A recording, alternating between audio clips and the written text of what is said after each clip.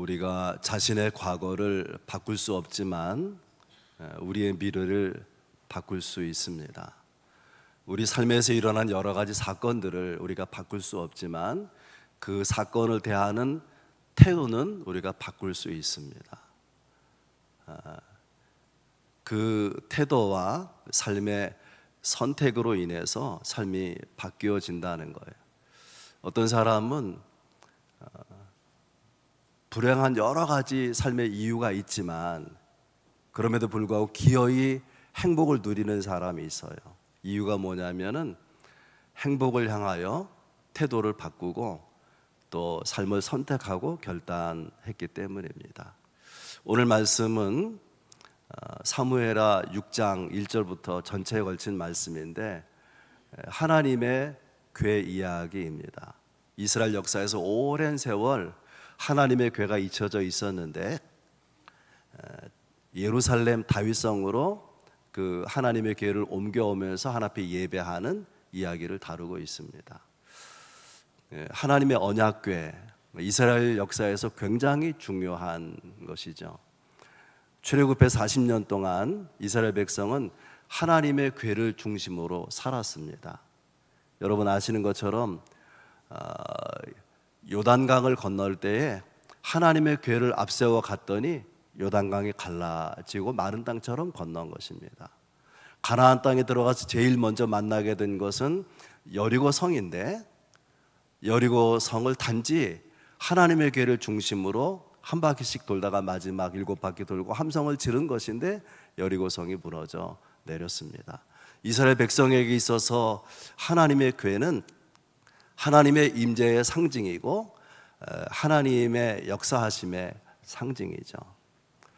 그런데 엘리 제사장 때에 이스라엘이 블레셋과 싸웠는데 하나님의 백성이 패전했어요. 4천 명이나 죽음에 넘겨졌습니다. 그래서 이스라엘 백성의 장로들이 급하게 모여가지고 도대체 왜 이렇게 된 거냐, 하나님의 백성이 왜 이렇게 패하게 된 것이냐. 그래서 의논하고 어떤 결론을 내리는가 하면은 하나님의 궤를 가지고 나가자, 전쟁터에 하나님 반드시 승리를 주실 것이다 그랬는데 4천 명 정도가 아니라 3만 명이 블레셋 칼날에 쓰러지고 하나님의 궤마저도 블레셋 군대에 빼앗기게 되었습니다. 블레셋 군대는 하나님의 궤를 전리품처럼 가지고 가서 자기들이 믿고 섬기는 다곤 신전에 갖다 두었어요. 그랬더니 다음날 아침에 가보니까 이 다곤 신상이 엎드려져 있는 거예요. 그래서 왜 이렇게 됐지 하고 이렇게 세웠는데 그 다음날 아침에 가보니까 완전히 그냥 던져져 가지고 박살나 있는 모습을 보게 된 것입니다. 블레셋 사람들 가운데 두려움이 일어났어요. 이거 하나님의 궤가 심상치 않다. 그래서 하나님의 궤를 자꾸 옮깁니다. 아스돗에서 가드로, 가드에서 에글론으로. 이유가 뭐냐면 재앙이 일어나기 때문에. 근데 아무리 옮겨도 재앙이 끝나질 않는 거예요. 그래서 생각 끝에 이거 원래 있던 이스라엘로 돌려보내야 되겠다. 그래서 수레에 실어서 이 법궤를 이스라엘 땅 벳세메스로 보내게 되는데요. 이 벳세메스에서도 이 궤를 들여다본 사람들이 수많은 사람들이 죽었어요. 결국 하나님의 언약궤는 기럇 여엠이름 하는 동네 지역에 아비나답의 집에 이것을 안치하게 됩니다. 거기서 20년 하나님의 궤가 머물러 있게 돼요. 다윗의 이야기를 해보겠는데 다윗은 헤브론에서 유다 지파의 왕으로 있다가 7년 후에 사울 왕이 죽고 통합 이스라엘의 왕이 됩니다. 수도를 옮겨서 예루살렘을 새 수도로 삼아요.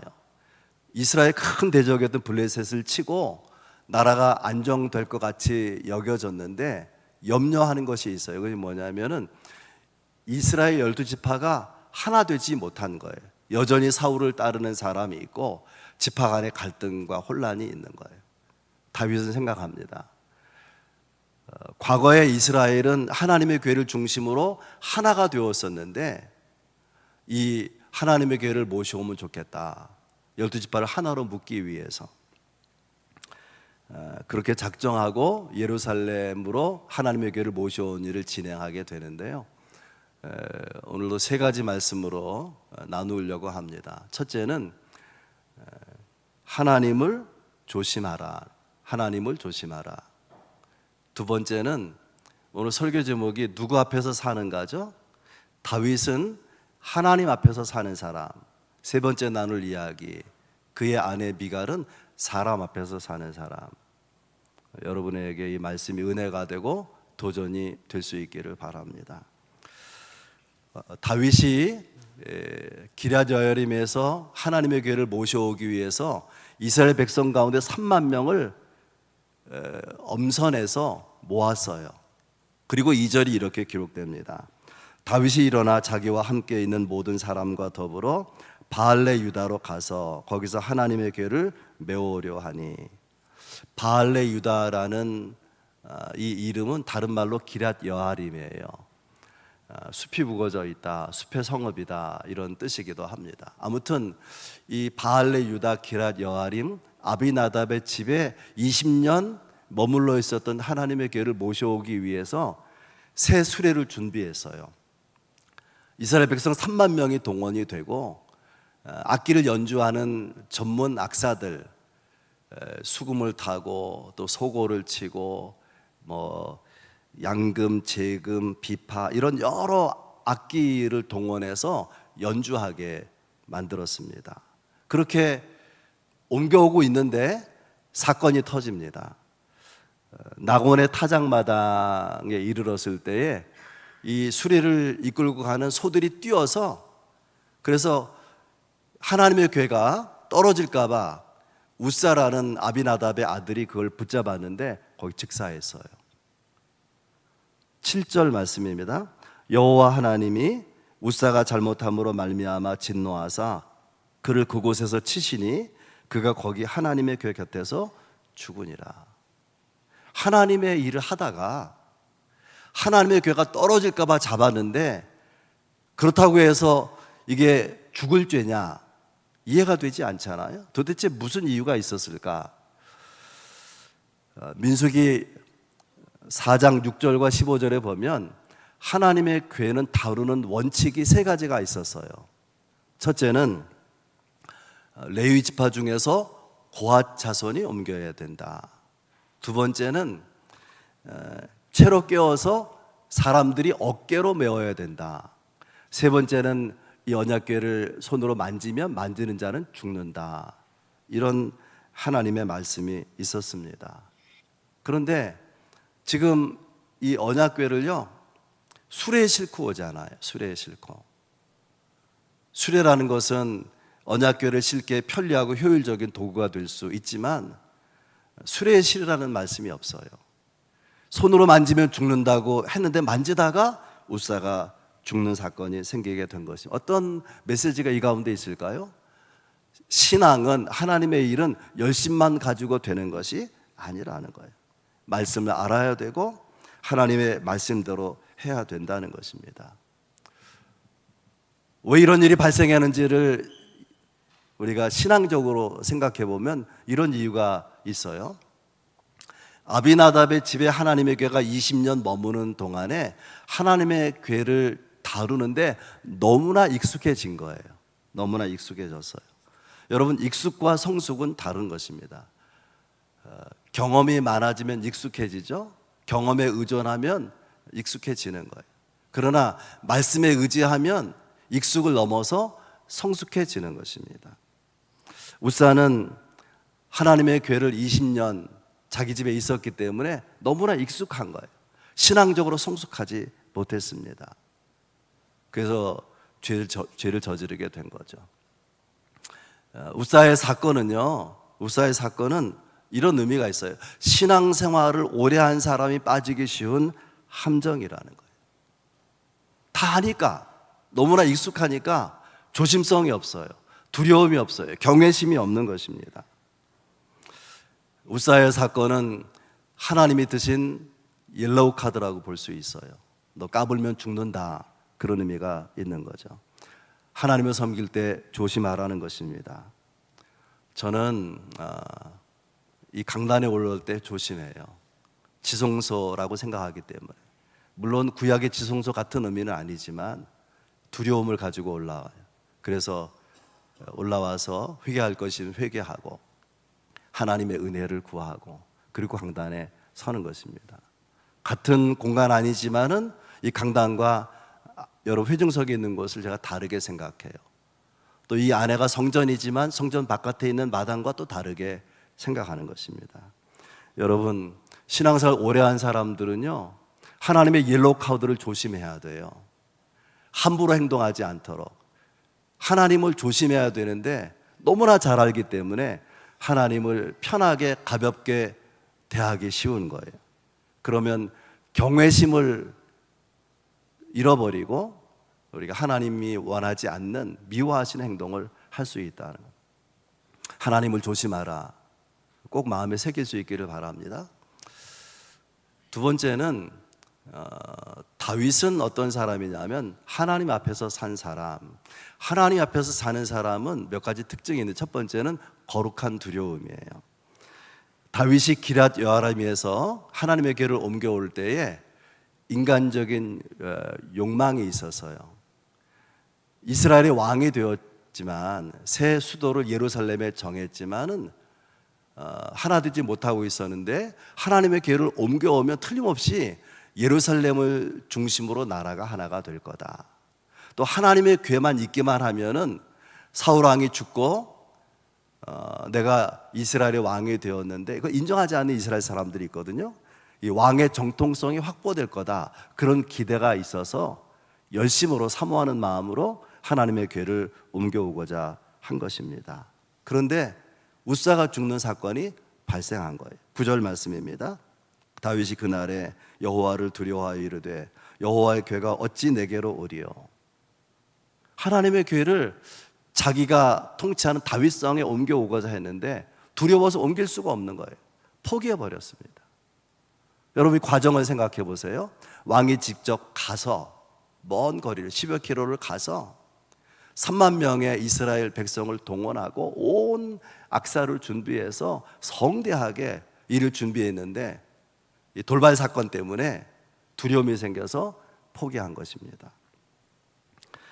여러분, 하나님의 임재는 당연한 것이 아닙니다. 하나님은 창조주 하나님이에요.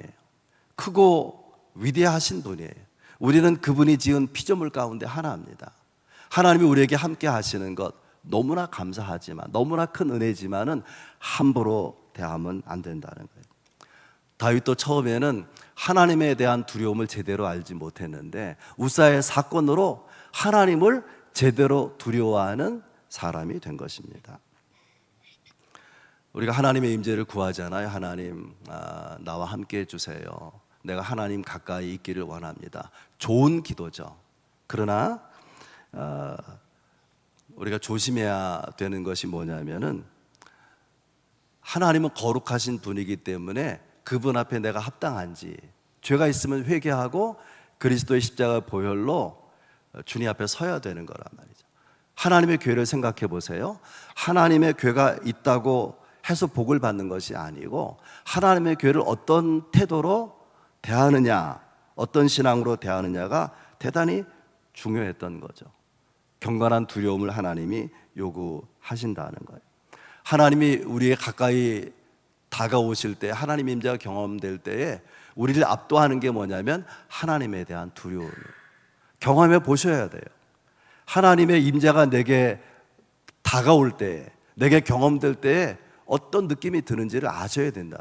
거룩한 두려움이 온전히 나를 지배하게 되는 것입니다. 다윗은 우사의 사건으로 하나님을 제대로 두려워하는 사람이 되었다.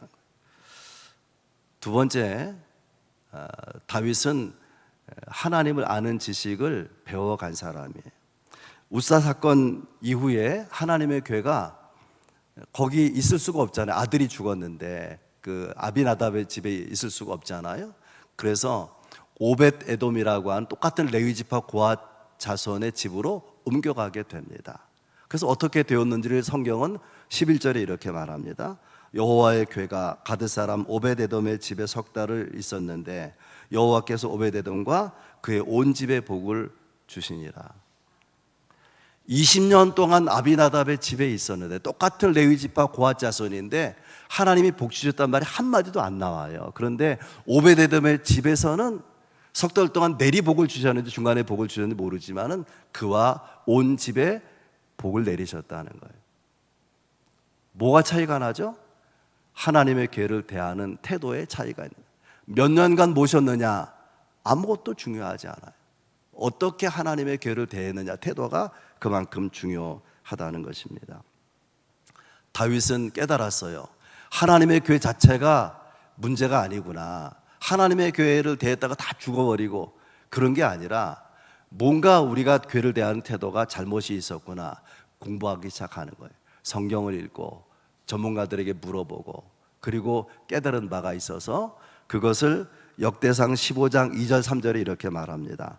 다윗이 이르되 레위 사람 외에는 하나님의 궤를 맬 수 없나니 이런 여호와께서 그들을 택하사 여호와의 궤를 메고 영원히 그를 섬기게 하셨음이라 하고 다윗이 이스라엘 온 무리를 예루살렘으로 모으고 여호와의 궤를 그 마련한 곳으로 메어 올리고자 하였더라. 이전에 다윗은요 하나님에 대해서 하나님의 일에 대해서 이렇게 생각했어요. 최선을 다하고 정성을 다하면 되는 것이다 라고 생각했어요.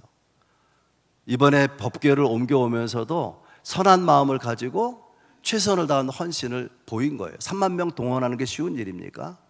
새 수레를 준비하고 악사들을 다 준비해서 하는 것이 쉬운 일이에요. 이만큼 헌신했으면 되는 줄 알았는데 이 모든 것이 있고도 반드시 있어야 되는 것이 있다는 걸 깨달은 거예요. 그것이 뭐냐면 성결함이에요. 성결함. 하나님은 거룩하신 분이기 때문에 함부로 대하면 안 된다는 거죠. 다윗은 전에 몰랐지만 공부하면서 말씀을 배우면서 하나님을 어떻게 섬겨야 되는지, 하나님의 궤를 어떻게 옮겨야 되는지 하는 것들을 배우게 된 거죠. 내 경험대로 내가 원하는 대로 다루는 것이 아니라 하나님의 뜻대로, 하나님의 원칙대로, 하나님의 방법대로 하는 것을 배운 거예요.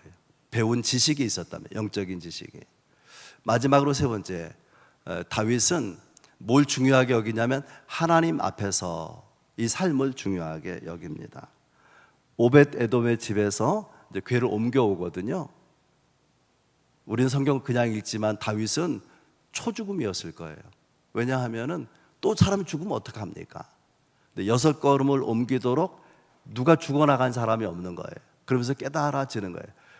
하나님께서 이 하나님의 궤를 다윗이 통치한 다윗성으로 옮겨오는 것을 기뻐하는구나. 그 생각이 드니까 막 벅찬 감격이 올라오는 거예요. 그래서 어린아이처럼 춤을 추는데 14절에 기록하고 있습니다. 다윗이 여호와 앞에서 힘을 다하여 춤을 추는데 그때 다윗이 배 에봇을 입었더라. 뭘 입었어요? 배 에봇을. 원래는 무슨 옷을 입었을까요?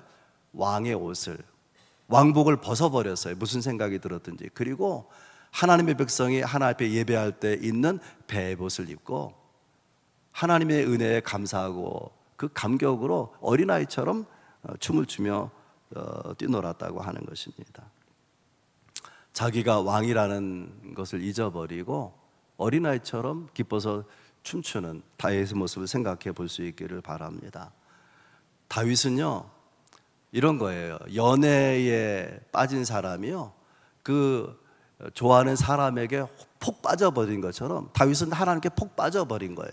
하나님께 눈먼 거예요. 자기가 왕이라는 것도 지금 잊어버리고 어린애처럼 막 뛰고 춤추고 있는 것입니다. 이런 다윗의 모습을 보는 미갈이 못마땅한 거예요. 그래서 20절에 보면 어찌 왕이 되어서 방탕한 사람처럼 부끄러움도 모르고 여종들, 계집종들이 보고 있는데 어떻게 하체를 드러내 보일 수 있느냐, 망측하게. 그러자 다윗이 한마디로 이렇게 말해요. 이것은 하나님 앞에서 한 것이다. 사람을 생각하고 한 것이 아니라 하나님 앞에서 한 것이다 라고 말합니다. 다윗에게 중요한 것은 자기 백성이 아니라 하나님이에요. 왕으로서의 권위나 채통보다 하나님이 우선이었습니다. 그래서 이 이야기를 기록하는 사무엘하 6장에 여호와 앞에서라는 말이 6번 나와요.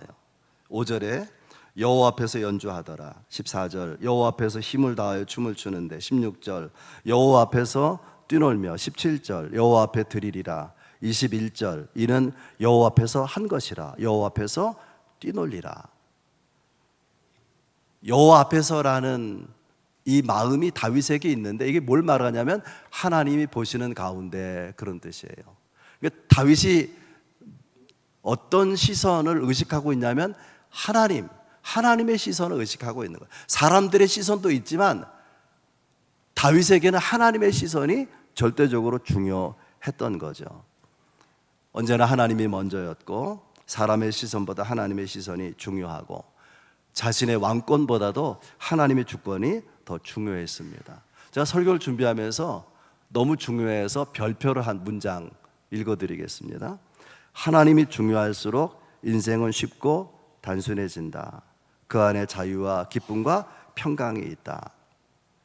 사람이 중요하면 사람의 눈치를 보죠. 사람은 다 가치관이 달라요. 주장하는 바가 다 달라요. 거기 맞추려면 복잡해지는 거예요. 삶이 힘들어지는 거예요. 근데 하나님께 집중하는 사람은 사람 눈치에서 벗어나잖아요. 자유롭고 평안하고 기쁨이 있고 그런 것입니다. 진짜 신앙생활 잘하는 사람은 평안해요. 단순합니다. 신앙이 약하거나 없으면 너무 생각이 많은 거예요. 고민이 많고 스트레스가 많은 것입니다. 다윗에게 이렇게 좋은 부분들이 많은데 한 가지 아쉬운 부분이 있어요. 이 말은 없었으면 좋은데 유감스럽게도 기록되어 있어요. 21절에 다윗이 아내 미갈에게 이렇게 말합니다. 그는 하나님이에요. 그가 내 아버지와 그의 온 집을 버리시고 나를 택하사 나를 여호와의 백성 이스라엘의 주권자로 삼으셨다. 아내에게 처가 이야기를 하는 거예요. 당신 아버지를 버리고 당신의 처가 가문을 버리고 하나님의 나를 택해서 이스라엘의 왕으로 삼으셨으니 나는 하나님 앞에서 기뻐 뛸 수밖에 없다. 꼭 처가 이야기를 해야 됩니까? 앞에 훌륭한 부분이 얼마나 많이 있어요. 이런 생각이 들었어요. 하나님은 우리가 완전해서 쓰시고 완전해서 복을 주시는 게 아니에요. 다윗같이 위대한 사람에게도 처가 흉을 보는 허물이 있어요. 그래도 하나님을 향한 태도가 좋으니까, 하나님을 향한 중심이 아름다우니까 복을 주시더라, 그 말이에요. 저나 우리 장로님들이 완전하지 못해요. 그러나 태도가 바르면, 그 중심이 바르면 반드시 복을 주실 것이라고 믿습니다. 장로님들은 아멘 하셔야죠. 세 번째는요, 미갈 생각해 보면, 미갈은 오늘 설교 제목이 누구 앞에서 사는가, 누구 앞에서 사는가. 다윗은 하나님 앞에서 사는 사람, 미갈은 사람 앞에서 사는 사람. 여러분, 미갈 생각해 보셨습니까? 미갈은 사울 왕의 딸로 태어나서 자랐습니다. 왕의 딸로, 공주로 태어나고 자라고 살았어요. 이스라엘 가장 위대한 영웅 다윗을 만나서 결혼하고 왕비가 됐어요. 그런데 미갈의 삶은 불행합니다. 이유가 뭘까요? 세 가지 말씀 정리하고 마치겠는데요. 잘못된 선택. 미갈이 다윗을, 최고의 영웅인 다윗을 사랑하는 걸 알고 아버지 사울이 다윗과 결혼을 시켜요. 그런데 딸의 행복을 위해서 결혼시키는 것이 아니라 다윗을 무너뜨리기 위해서. 너무 기가 막히죠. 나중에 사울 왕이 다윗을 미워하는 증오가 정점에 이르렀을 때 창을 던져서 죽이려고 하니까 피하고, 안 되겠다 싶어서 이제 다윗이 도망가게 되거든요. 도피하게 되는데, 사울 왕은 자기 딸 미갈을, 다윗의 아내 미갈을 발디엘이라는 사람에게 시집 보내요. 미갈이 원하는 게 아니에요. 아버지가 그렇게 한 거예요. 아버지의 목적에 의해서 미갈이 희생을 당하는데, 아버지 사울은요, 그걸 당연하게 여기는 거예요. 미갈이 가지고 있는 아픔과 삶의 꿈과, 젊은 나이 아닙니까? 미갈이 가지고 있는 마음, 그 외로움 하나도 배려가 되질 않는 거예요. 하나도 존중이 되질 않는 것입니다. 다윗이 이스라엘 왕이 되어서 발디엘의 아내가 되어 있던 미갈을 데려오거든요. 그때 이미 다윗에게는 여러 아내가 있었습니다. 미갈의 입장에서 왜 마음이 아프지 않고 왜 속이 상하지 않았겠습니까? 그런데 이런 미갈의 상처가 있지만 이것 때문에 불행한 사람이 되는 건 아니에요. 잘못된 선택이 있었기 때문에. 역사를 과거로 거슬러 올라가서 사무엘상 19장에 보면 사울 왕이 자객을 보내요. 자객.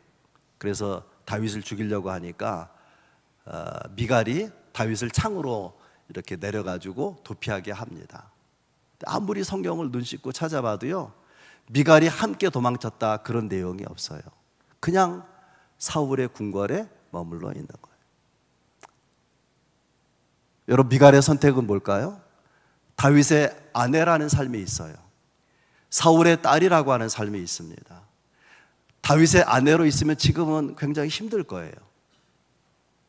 미갈은 다윗을 사랑하지만 다윗의 아내로서가 아니라 사울의 딸로서 궁궐에 있기를, 궁궐의 화려함, 평안함, 그 풍성함을 누리기 원했던 거예요. 선택이 잘못된 것이죠. 우리는 여러 가지 우리 삶의 상황을 만나는데 말씀드린 대로 상황은 어떻게 할 수가 없어요. 그런데 상황에 대한 반응은 내가 선택할 수 있다는 것입니다. 어떤 상황을 만나든지 간에 우리는 하나님을 선택하고 믿음을 선택해야 돼요. 그렇게 하면 과정 가운데 있었던 아픔은 하나님을 사랑하는 기회가 되는 것입니다. 그런데 삶이 어렵다고 해서 믿음을 선택하지 못하고 하나님을 선택하지 못하면 상처는 상처로 남는 거예요. 아픔은 아픔으로 남는 것입니다. 여러분, 이 미갈의 이야기가 우리 이야기 아닙니까? 우리는 미갈로 살기가 쉬워요. 하나님을 믿지만 또 주의 일에 봉사하고 헌신하지만은, 그러나 미갈이 궁궐의 화려함, 그 풍부함에 안주하려고 했던 것처럼 자꾸 세상적인 부요함과 화려함에 타협한단 말이에요. 믿음을 택하지 못하고 하나님을 택하지 못하고 믿지만 그런 하나님 보시기에는 함량 미달이죠. 여러분, 어떤 경우에도 하나님을 택하고 믿음을 선택할 수 있기를 바랍니다. 미갈은 두 번째로 예배자가 아니라 방관자였다는 거예요. 예배 방관자. 16절입니다. 여호와의 궤가 다윗성으로 들어올 때에 사울의 딸 미갈은 창으로 내다보다가. 지금 어떤 상황이냐면 말이죠, 다윗이 벅찬 감격으로 하나님 앞에 제사를 드리고 그리고 백성들과 함께 찬양하면서 영광을 하나님께 돌리고 있는 예배 현장인데, 미갈은 유감스럽게도 그 자리에 있지 않고 창 위에서 아래에 사람들이 예배하고 환호하고 열광하는 모습을 그냥 보고 있었다고 하는 것입니다. 미갈의 마음에 하나님의 언약궤가 없어요. 미갈의 마음에 자기 남편 다윗을 향한 마음이 없어요. 남편의 마음이 어디가 있는지를 헤아리는 마음이 없습니다. 다윗은 비로소 하나님을 아는 지식을 귀하게 여기고 하나님의 뜻대로 방법대로 따르려고 하잖아요. 그런데 미갈에게는 하나님의 뜻은 중요한 문제가 아니었습니다. 안타까운 거죠. 여러분은 예배자입니까? 예배 자리에 오셨지만 방관자입니까? 미갈이 하나님을 안 믿는 게 아니에요. 그러나 진지한 예배자가 아니었다는 거죠. 미갈의 가장 심각한 문제는 사람 앞에서 사는 사람이었다. 사람 앞에서 언약궤를 모셔오는 행사가 다 마치고 다윗이 자기 가족을 축복하기 위해서, 그 전에 백성을 축복했거든요.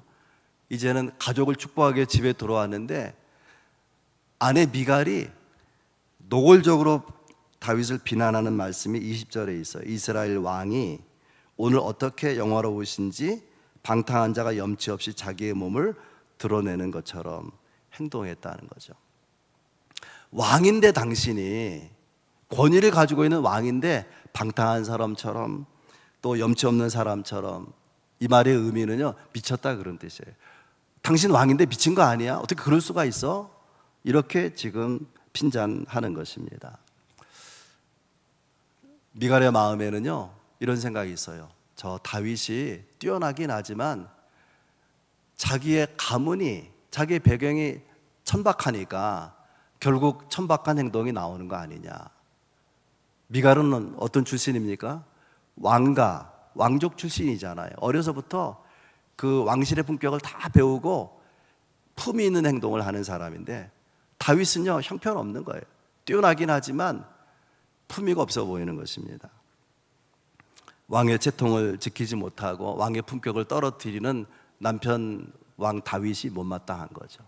그런데요, 정치적인 시각으로 보면은 미갈의 판단은 큰 문제가 있어 보이진 않아요. 여러분, 왕의 권위, 왕의 이미지는요 정치 안정에 대단히 중요한 거예요. 왕은 왕다운 품위를 가져야 되는 거죠. 그런데 왕복을 벗어버리고 일반 평민 백성들이 입는 베옷을 입고 자기 하체가 드러나도록 옷이 벗겨지도록 춤을 추다니 천박해서 그래 저거. 그런 남편 다윗을 무시하고 멸시하는 냉소적인 태도가 미갈에게 있었다고 하는 것입니다. 미갈의 관심사는 신앙이 아니라 사람의 시선, 사람의 인정, 사람의 평가, 체면입니다.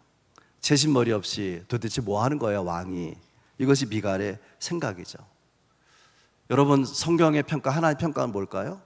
미갈을 말할 때 미갈은 다윗의 아내인데 의도적으로 16절에 보면 또 23절에 보면 이 미갈을 뭐라고 말하냐면 사울의 딸이라고 말합니다. 다윗의 아내 미갈 아니에요. 사울의 딸 미갈이라고 말하는 거예요. 그러니까 미갈의 마음 상태, 미갈의 신앙 상태는 남편 다윗의 신앙 영성을 따라가는 것이 아니라 아버지 사울의 신앙과 영성을 따라간다 그 말이죠. 그러면 망하는 거예요. 그래서 미갈에 대한 삶의 결론을 23절에 이렇게 말하죠. 그러므로 사울의 딸 미갈이 죽는 날까지 그에게 자식이 없으니라. 불임이라는 말 정도가 아니에요. 이것은 의미가 뭐냐면 이미 영적으로 미갈은 죽은 자다, 그런 의미가 있습니다. 미갈은 하나님을 향한 경외심이 없어요. 그러니까 하나님을 무시하는 모습이 삶에 드러나고, 다윗은 그 삶에서 하나님을 존중합니다. 사무엘상 2장 30절 이런 말씀이 있어요. 하나님이 하시는 말씀이에요. 나를 존중히 여기는 자를 내가 존중히 여기고 나를 멸시하는 자를 내가 경멸하리라. 여러분, 하나님을 존중히 여기십니까? 하나님을 존중히 여기는 구체적인 방법은요, 나를 낮추는 거예요. 나를 높이고 하나님을 높이는 방법이 없어요. 누구든지 상대를 높이려면 그 앞에서 나를 낮추어야 되는 거예요. 하나님 앞에서 여러분 자신을 낮출 수 있기를 바랍니다. 미갈처럼 사람 앞에서 사는 사람이 아니라 다윗처럼 하나님 앞에서 사는 사람이 되기를 바랍니다. 부모가 잘못해서 불행해지는 것이 아니라 미갈의 불행은 선택의 잘못에 있었어요. 어떤 경우에도 믿음을 선택하고 하나님을 선택할 수 있기를 바랍니다. 다윗은 우사의 사건을 통해서 하나님의 옐로우 카드를 통해서 중요한 진리를 배웠어요. 하나님을 조심해야 된다. 하나님 앞에서 가볍게 함부로 굴면 안 된다고 하는 것을 배운 것이죠. 하나님의 방법, 하나님의 원칙, 하나님의 말씀대로 따르는 게 얼마나 중요한지를 우사의 사건을 통해서 심각하게 깨닫고 배우게 된 것입니다. 오베데돔, 똑같은 레위 지파, 똑같은 고핫 족속인데 하나님의 복을 주신 이유가 뭘까요? 태도가 다른 거예요. 태도가. 여러분, 똑같이 신앙생활하지만 태도가 오베데돔의 태도 같이 하나님이 기뻐하셔서 그와 그의 온 집을 복 주시는 은혜가 여러분 가운데 있기를 주의 이름으로 축복합니다. 좋으신 하나님,